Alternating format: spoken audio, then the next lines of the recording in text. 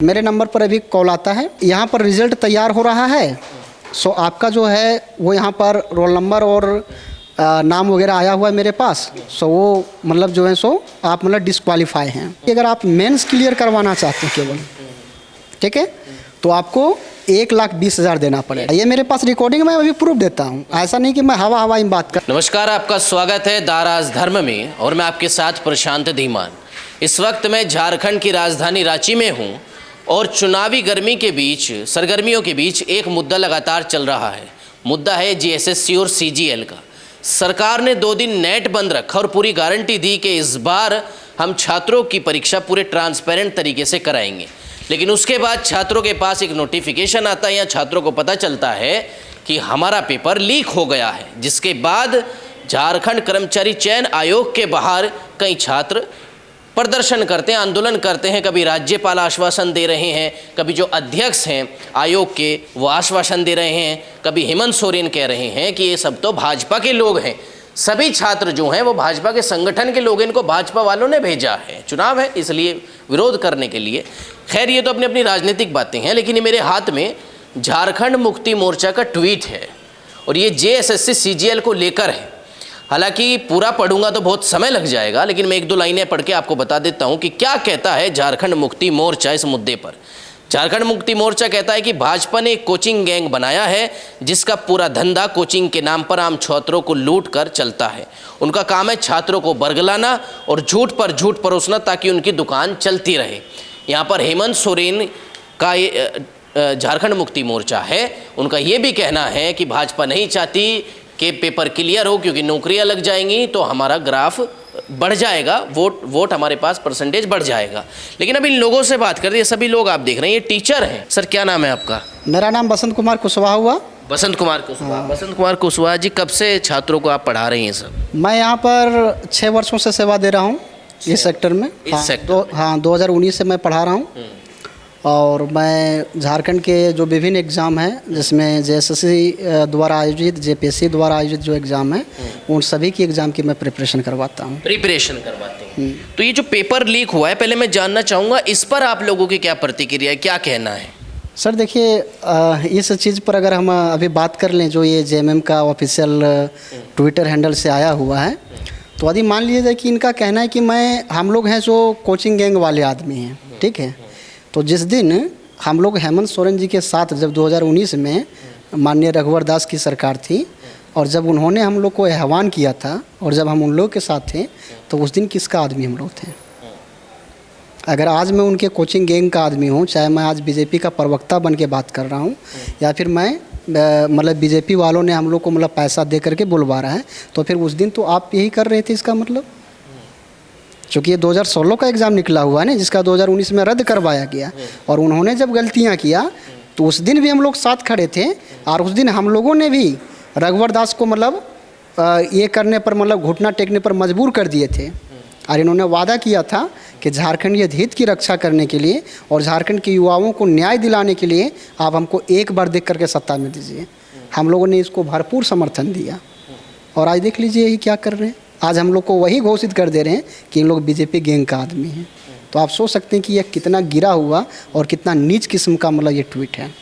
नहीं, ये तो कहते हैं ना, देखिए इसमें लिखा हुआ है, ये तो आप बरगला लें, आप भाजपा के एजेंट हैं। हाँ। और आप छात्रों को बरगलाते हैं। तो यही तो मैं उनसे पूछ रहा हूँ कि 2019 में क्या आपका मैं था? मैं उन्हीं से ये पूछ रहा हूँ कि अगर 2019 में मैं आपके साथ आ करके इसी सीजीएल एग्ज़ाम को लेकर के, जो सोनी कुमारी का केस गया था माननीय सर्वोच्च न्यायालय ने उस पर अभी ये किया और उसके बाद नियुक्तियां उनमें हुई हैं, तो जिस दिन हम इनके साथ खड़े थे तो क्या इनका भी हम गैंग थे? अगर आज हमको वो पैसा दे रहा है, इसका मतलब कि उस दिन भी हमको ये पैसा दिया था क्या? आप, मैं उन्हीं से पूछ रहा हूँ, उन्हीं के प्रवक्ता से।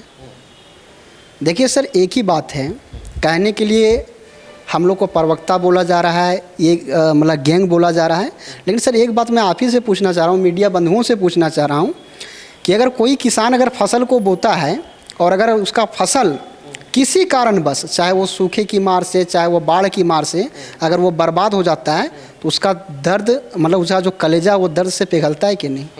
हम जैसे स्टूडेंट को साल भर से मैं पढ़ाया हूँ और साल भर से पढ़ने के लिए वो जो है अपने घर में कितना वो त्याग किया मम्मी को छोड़ के, पिताजी को छोड़ के, किसी के यहाँ जो है किसी 2-4 स्टूडेंट का नाम मैं ऐसे यहाँ पर हमारे यहाँ पढ़ाया हूँ जिनके पापा इस दुनिया में अब नहीं रहे, लेकिन उनकी मम्मी जो है सब्जी बेच करके उस बच्ची को पढ़ा रहा है।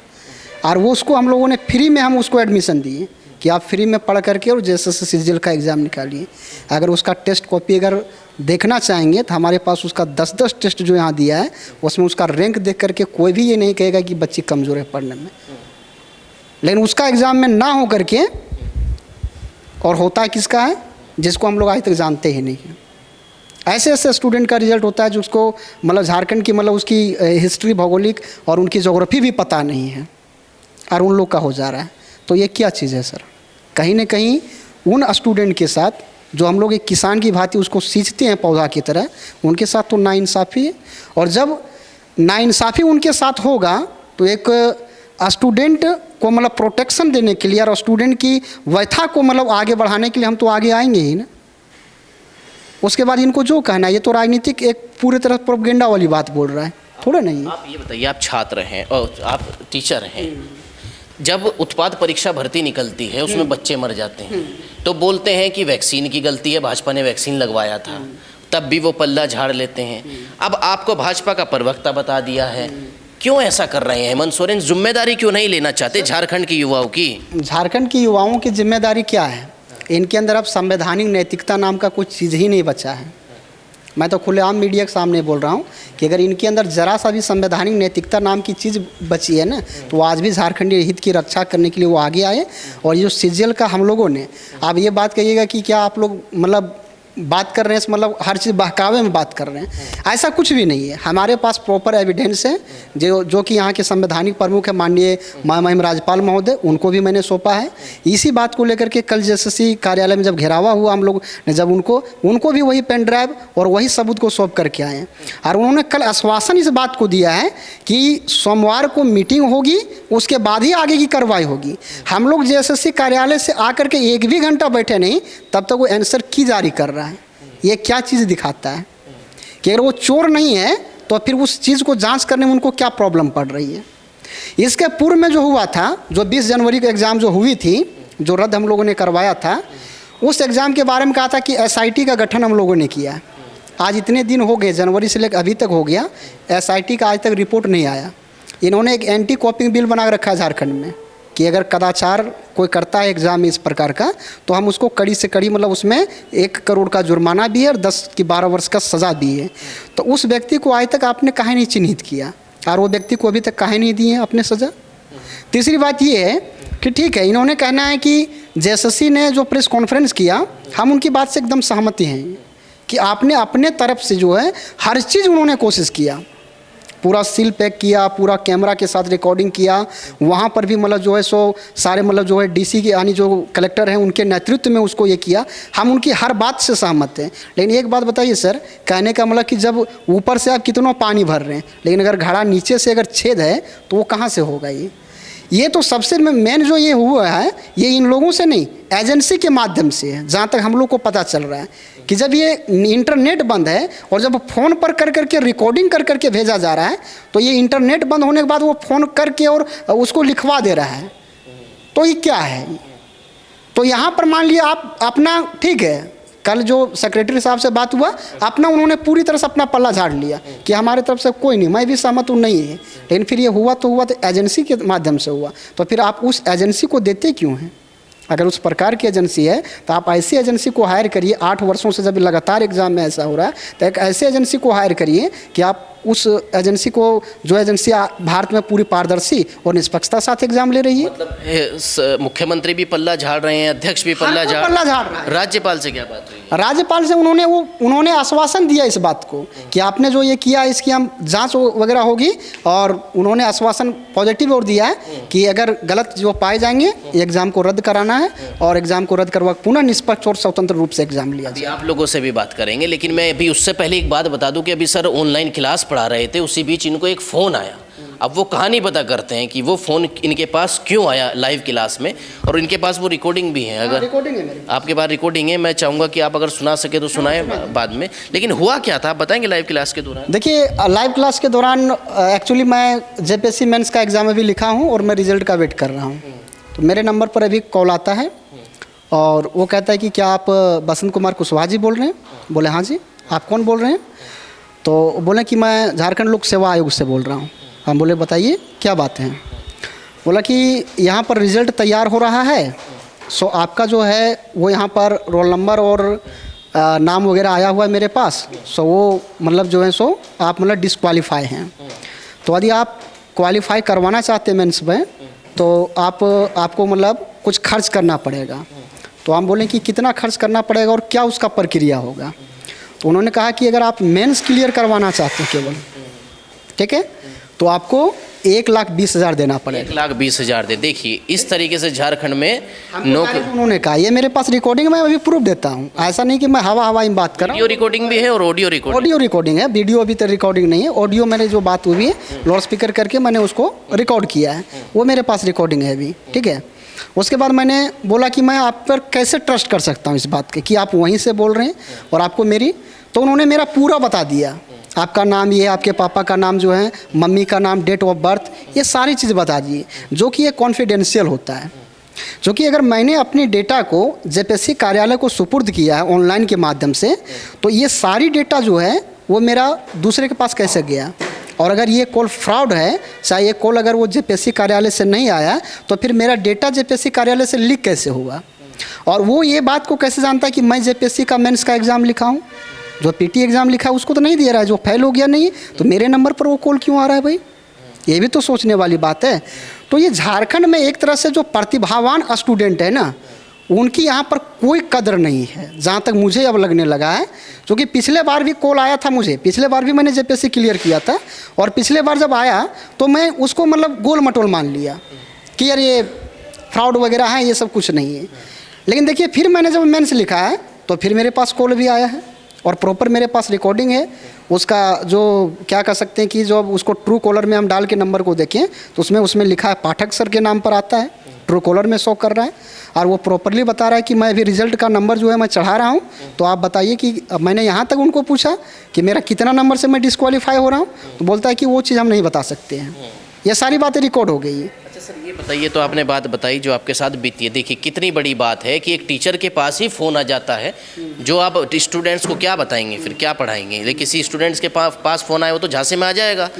अब आप ये बताइए कि ये कहा जाता है कि यहाँ पर CGL में अगर 50 लाख किसी के पास हो तो डायरेक्ट उसको नौकरी मिल जाता है, ऐसा भी कुछ है। कुछ छात्र मुझे बोले कि हमारी गलती है कि हमारे पास पैसे नहीं हैं। सर देखिए, ये तो झारखंड की सामाजिक और आर्थिक स्थिति एक बहुत बड़े रोड़े अटका रही है, ये बात तो हम भी मानते हैं कि यहाँ के स्टूडेंट के पास पैसा नहीं है। लेकिन यहाँ पर हो क्या रहा है कि वे स्टूडेंट, जो स्टूडेंट के पास पैसा है और जो जीवन में कभी पढ़ना नहीं चाहता है, जो कंपटीशन से डर जिनको लगता है, और जिनके माता पिता के पास अच्छा खासा पैसा और वो चाहता है कि मेरा बेटा अफसर बने, वो आराम से खरीद के सीट को ले जा रहा है। जहाँ तक अभी ये जिस तरह से स्टूडेंट लोग फीडबैक दे रहा है यहाँ के, बोल सर मेरे पास ये आया, खुद मैं इस पर ट्रस्ट आज तक नहीं कर रहा था, लेकिन जब मुझे लाइव क्लास लेने के दौरान आज ही कॉल अपने आ गया, तब मुझे अब तो लगने लगा कि यार कहीं ना कहीं तो कुछ हो रहा है। कोई अगर मान ले आप बोलें चाहे कोई और हमको बोलें, ये बात को हम ट्रस्ट नहीं करते थे, मैंने कोई होगा यार आपके साथ मजाक कर रहा है, लेकिन मेरे पास मेरा नंबर ले करके, और एक बात और देखिएगा, इस नंबर पर मैंने 1 महीना से रिचार्ज नहीं करवाया था। इस नंबर पर मेरा आउट गोइंग कॉल और इनकमिंग दोनों बंद था, और मैं आज 8 बजे दिन में रिचार्ज करूँ और 10 बजे मुझे कॉल आता है। उनको ये भी पता चल जाता है कि नंबर एक्टिव, पता नहीं है। अब ये हम कैसे जाने कि वो कैसे जान गया कि आज ही मैंने नंबर को ऑन किया? जब ऑन हुआ तभी तो आ गया ना, क्योंकि 1 महीने से मेरा सिम कार्ड बंद है, आउट गोइंग इनकमिंग दोनों बंद है, और आज ही मैंने रिचार्ज करा और आज ही मेरे पास कॉल आता है। ये भी एक मतलब क्या कह सकते हैं कि मतलब वो हमारा इसका मतलब ट्रैक कर रहा होगा, रोज रोज लगा करके देख रहा होगा। दूसरी बात कि अगर वो इस तरह से ये बात कर रहा है तो शंका तो बनती है, और हम कहते हैं माननीय मुख्यमंत्री महोदय से कि इस बात को लेकर के जो हमारे पास जो एविडेंस है, जो कॉल आया, जो नंबर, आप इसको डालिए अपने जो साइबर सेल वगैरह जहाँ भी होता है उसको डाल करके इसका जांच करवाइए, और जांच करके जो कोई न कोई व्यक्ति तो कॉल कर रहा हो, ठीक है, जेपीएससी ऑफिस में नहीं होगा, कहीं ना कहीं तो ये कॉल कर रहा है ना, इसके ऊपर आप लगाम लगाने की कोशिश करिए। अभी रिकॉर्डिंग निकाल के रखिए, मैं वापस आता हूँ आपके पास, यहीं पर रहिएगा। क्या नाम है आपका? मेरा नाम राजेश प्रसाद हुआ। राजेश प्रसाद, आप भी शिक्षक हैं राजेश प्रसाद? जी बिल्कुल, मैं भी शिक्षक हूँ और साथ साथ मैं भी यूपीएससी का प्रिपरेशन में लगा हूँ। यूपीएससी की प्रिपरेशन में आप लगे हैं। आपने कॉल वाली बात तो सुन ली है, लेकिन आप जैसे मैंने पूछा कि क्या पैसे देकर झारखंड के अंदर बिना पेपर दिए, बिना पढ़े, बिना कोचिंग लिए पद लिया जा सकता है? बिल्कुल बिल्कुल। अभी तक जो भी एग्ज़ाम हुए हैं सर, मैं चूँकि पीजीटी को भी पढ़ाया हूँ, पीजीटी अभ्यर्थियों को पढ़ाया हूँ, जिस हिसाब से 90% से एबव कटअप गया है और क्वेश्चन पेपर आप लोग भी देखेंगे तो लगेगा नहीं कि उतना जाना चाहिए। तो ये साफ साफ संदेश है कि जिसका पास पैसा था उनको पेपर मिला और वो इतना बेहतरीन नंबर लाए, तब जाकर के इतना कटअप गया है। तो ये बहुत बड़ा दुर्भाग्य है सर झारखंड के युवाओं के साथ, और आपके माध्यम से और हमें भी ये पता चला कि हम लोगों को कोचिंग गैंग बताया जाता है। तो यदि ये छात्रों के हित में आवाज़ उठाना, यदि उनको लगता है कि कोचिंग गैंग वालों की, तो हम लोग कोचिंग गैंग हैं। यदि भ्रष्टाचार के खिलाफ, भाजपा के एजेंट, पैसा लिया हुआ है आपने, यदि भ्रष्टाचार के खिलाफ लड़ना कोचिंग वाले एक साथ हैं और उनको गैंग कहेंगे तो हम लोग गैंग हैं। यदि छात्रों के साथ जो एग्ज़ाम होता है और उसको पेपर लीक होता है और उसके खिलाफ लड़ना यदि वो कोचिंग गैंग है तो हम लोग कोचिंग गैंग है। जब तक भ्रष्टाचार होता रहेगा कोचिंग वाले ना ही बर्दाश्त करेंगे, ना ही कोई स्टूडेंट बर्दाश्त करेगा सर। और आपके माध्यम से आश्वस्त कर देना चाहूँगा ये हमारे माननीय मुख्यमंत्री और उसके तमाम पार्टियों को भी कि अब झारखंड बदल चुका है।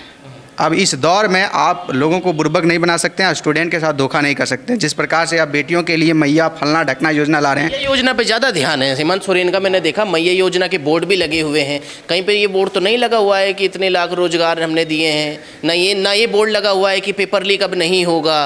बिल्कुल बिल्कुल, वही तो हम युवा लोग के लिए उन्होंने कहा था कि बेरोजगारी भत्ता देंगे। आज 5 साल गुजरने को, चुनाव आने को है, लेकिन अभी तक किसी को भी, एक भी युवा को बेरोजगारी भत्ता नहीं मिला है।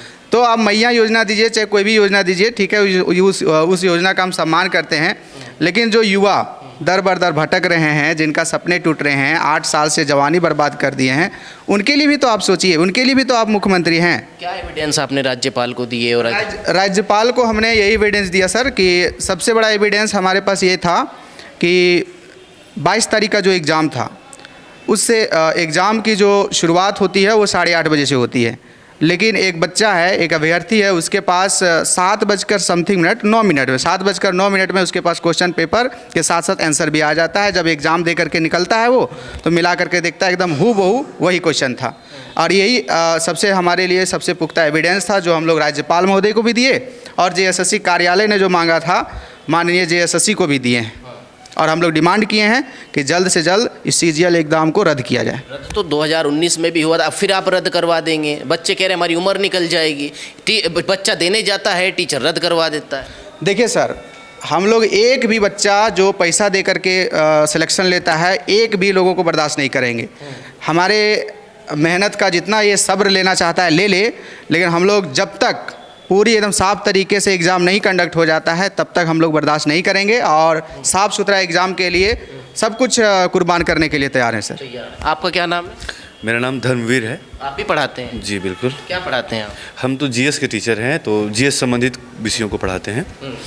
हाँ, 2 सालों से पढ़ा रहा हूँ। तब तो ये भी पढ़ाना पड़ेगा कि 2024 में पेपर लीक हुआ है जेएसएससी सीजीएल का। बिल्कुल बिल्कुल, मैं इस पर कुछ बात कहना चाहूँगा। आपने सर से एक सवाल किया, बहुत अच्छा सवाल किया कि एग्ज़ाम होता है और आप लोग विरोध करके उसको कैंसिल करवा देते हैं। सर बताना ये चाहता हूँ कि झारखंड में सर पोस्ट लाने के लिए कि जेएसएससी नहीं हुआ या तो जेपीएससी नहीं हुआ है, उसके लिए भी विरोध करना पड़ता है कि पहले पोस्ट लाइए, पोस्ट ले आए, उसके बाद एग्ज़ाम कंडक्ट करवाइए, इसके लिए भी विरोध करना पड़ता है। अब जब आंदोलन हम लोग एग्ज़ाम कंडक्ट कर लें, उसके बाद हम रिजल्ट के लिए विरोध करते हैं कि जल्दी से रिजल्ट लाइए। इस बीच में अगर पेपर लीक का पता चलता है तो ये भी विरोध करते हैं कि पेपर लीक हुआ, उसको रद्द भी करवाइए। कुल मिलाकर के हमें हर कदम पे एक विरोध का सामना करना पड़ता है, या तो विरोध हमें करना पड़ता है। ये हमारी विडंबना है सर। आज हम जेएसएससी सीजीएल जो करवा रहे हैं सर, इसका विरोध जो कर रहे हैं सर, ये विरोध कोई हम लोग इच्छा शक्ति नहीं थी सर, ये एक कोड है। जैसा कि हमारे कुणाल सर भी बोले कि यह कोड है, जितना जल्दी ख़त्म हो जाता उतना जल्दी हमारे लिए हितकारी होता। क्योंकि सर हम एक ही स्टूडेंट को 5 सालों से पढ़ा रहे हैं, अगर हमें कोचिंग गैंग बोला जा रहा है सर, तो क्या लगता है सर कि हर एक बार एडमिशन होते रहेगा क्या एक ही एग्ज़ाम के लिए? 5-6 सालों से आप 8 सालों से पेंडिंग रखे हुए हैं और कोचिंग गैंग नाम से बोल रहे हैं कि कोर्स ये बेच रहे हैं, कुछ भी बेच रहे हैं, जो भी आप कह रहे हैं, हमें तो ये चाहिए होता है ना कि हम हर बार एक नया एग्ज़ाम आए और फ्रेश स्टूडेंट को लें, अधिक स्टूडेंट हमारे पास आएंगे। हमारे लिए तो उल्टा एक गले का फांस है और ये बोल रहे हैं कि गैंग का है। हमें इससे फ़ायदा नहीं है, हमें इससे नुकसान है। ये एग्ज़ाम ख़त्म हो जाता है, एक नया एग्ज़ाम आता तो शायद नए नए स्टूडेंट हमसे जुड़ते हैं, हम उसको नए को पढ़ा सकते हैं, परंतु पुराने को रिपीट बार बार पढ़ाना पड़ता है, बार बार टेस्ट सीरीज देते हैं। अभी जो सर बसंत सर कुछ देर पहले बोले कि एक बच्चा है, कई बच्चे ऐसे जिसके माँ है नहीं है, किसी के पिताजी नहीं है, किसी तरीके से वो पढ़ रहे हैं। हमारे यहाँ कुछ छात्रों को उसकी स्थिति देख करके मुफ्त भी पढ़ाया जाता है। मैं खुद सर एग्ज़ाम भी कंडक्ट करवाता हूँ। जब मैं बच्चों को देख रहा था सर परफॉर्मेंस में, एक नाम भी लेना चाहूँगा, राहुल पांडे करके एक नाम है सर, जिसको ऑफलाइन टेस्ट में सबसे बेस्ट हर एक बार आया। 10 टेस्ट मैंने कंडक्ट करवाया था सर इस बार यहाँ पे ऑफलाइन। ऑनलाइन चूँकि 15 थे, लेकिन ऑफलाइन में 10 से, और 10 में से उसने 8 में टॉपर किया सर और अच्छे नंबर लाया। परंतु पता है सर, पेपर 3 का एग्ज़ाम दे करके सबसे पहले उसने मेरे मोबाइल में मैसेज किया, एग्ज़ाम सर बेकार गया। इससे पता चलता है सर कि क्वेश्चन का लेवल जो होना चाहिए इस स्तर का हुआ नहीं। इसी बीच में एक और सर बात आता है कि क्वेश्चन को प्रॉपर तरीके से एक ही पेपर से उठा लिया गया है, जैसे कि 2019 के पेपर से, वो भी केंद्रीय लेवल का। खैर कोई दिक्कत नहीं, केंद्रीय लेवल स्टेट लेवल बहुत अंतर नहीं होता है सर, सवाल वो नहीं है। वहाँ पर सवाल ये था कि एक सीरीज में क्वेश्चन उठा लिया गया। अब क्या हुआ कि अगर किसी को क्वेश्चन लीक करना हो तो उसे अंदर से क्वेश्चन निकालने की ज़रूरत थी ही नहीं, वो सिर्फ जगह बता देता कि वो जो भी एग्ज़ाम है उस एग्ज़ाम का क्वेश्चन आप पढ़ लेना। और लड़के देखिएगा उसी सीरियल वाइज से क्वेश्चन का आंसर लीक करके लाया है। वो जो लीक हो रहा है वो सबका प्रमाण है। हम लोग पहले क्या था कि प्रमाण आया सोशल मीडिया से, तब तक हम लोग बैठे रहे। बस छात्र हम लोग के, क्योंकि हम लोग क्लास लेते हैं सर, तो कमेंट बॉक्स में लिखता रहता है, सर एग्ज़ाम लीक हो गया, एग्ज़ाम लीक हो गया, एग्ज़ाम लीक हो गया। तो हमने सोचा सर इसके तह तक जाते हैं। हमने सभी छात्रों से अपील किया कि जिसके पास वास्तविक सबूत हो, सोशल मीडिया का सबूत मुझे नहीं चाहिए, जिसके पास वास्तविक सबूत हो आइए।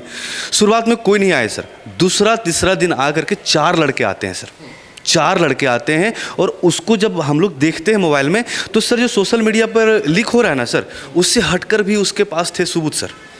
क्या सबूत था, क्या क्या सबूत? सबूत में सर वीडियो भी था, और जो पेपर फटा हुआ था सर, अभी पेपर को फटा हुआ को भी रखा गया, ठीक है, सब सुरक्षित है। ऐसा नहीं कि हवा में बात कर रहा हूँ, सोशल मीडिया को देख करके बात कर रहा हूँ। हमारे पास सारे साक्ष्य हैं। इसीलिए जो हमारे गार्जियन स्वरूप राज्यपाल होते हैं, राज्यपाल को पहले साक्ष्य दिया गया। उसके बाद हमने सोचा था कि हाईकोर्ट जाएंगे, चूँकि हाईकोर्ट आज सर लोग निकल गए, हाईकोर्ट में जाकर के पिटीशन दायर किया जा रहा है। उसके बाद जब इसी बीच में JSSC ऑफिस से एक मीटिंग होता है, प्रेस विज्ञप्ति होता है सर। इसके बाद क्या होता है कि हम लोग पे ऊपर प्रेशर आ जाता है, क्योंकि उन्होंने वहाँ पे ये भी घोषणा कर रखा था कि बहुत जल्दी आंसर की भी आ जाएगा। छात्र परेशान हो गए, तो छात्रों के आह्वान के बाद हमने बुला लिया कि चलिए आते हैं और पहले सबूत हाईकोर्ट में ना दे करके सीधा आपको देते हैं। वहाँ पर यह आश्वासन दिया गया, आप चाहें तो भी सोशल मीडिया में डाल दिया गया, डाला नहीं जाना था अभी, लेकिन डालने का रीज़न क्या है कि क्या उन्होंने वास्तविक में अंदर में बोला, लीजिए सुन लीजिए।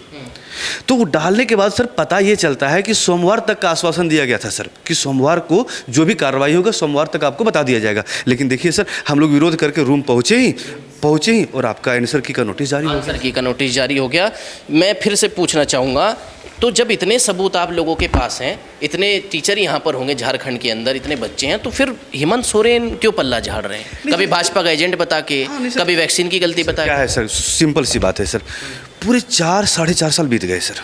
हम भी अगर पढ़ते हैं, मान के चलिए कि हम JPSC की तैयारी, हम PCS की तैयारी खुद कर रहे हैं, तो PCS में आने का पीछे रीज़न यही था सर कि क्योंकि यहाँ पे एग्ज़ाम अच्छे से कंडक्ट झारखंड में होता ही नहीं है।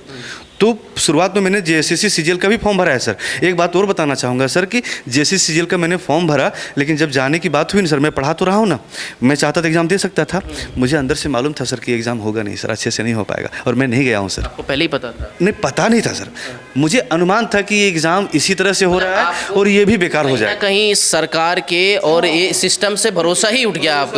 देखिए, अब पता नहीं कितने ऐसे बच्चे होंगे जो अब तैयारी करना छोड़ देंगे। आपको भी ये क्वेश्चन पूछना चाहिए सरकार से, यदि मौका मिले तो। CGL एग्ज़ाम हुए अभी मात्र 3-4 दिन ही हुए हैं, उससे पहले 1 साल हो गया एग्ज़ाम वही एजेंसी लेती है, JSSC ही लेती है, उसका नाम है नगर पालिका सेवा। 1 साल हो गया एग्ज़ाम लिए हुए, आज तक रिजल्ट नहीं आया। क्यों नहीं आया, ये जवाब दो।